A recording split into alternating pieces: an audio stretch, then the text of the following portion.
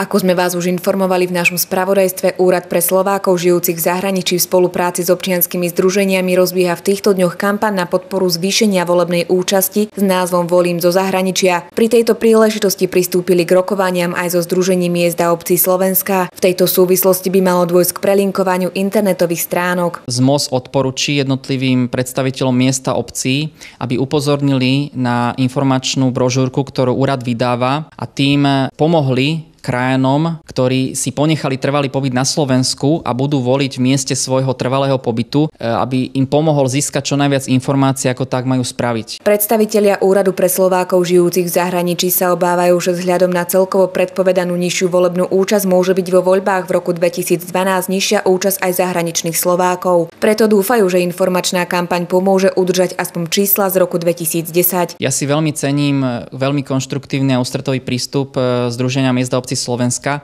a verím, že toto napomôže zvýšeniu volebnej účasti zo zahraničia.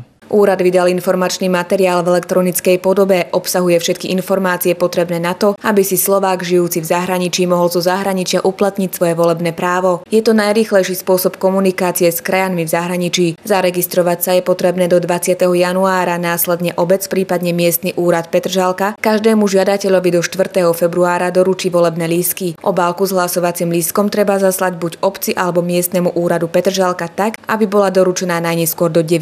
marca.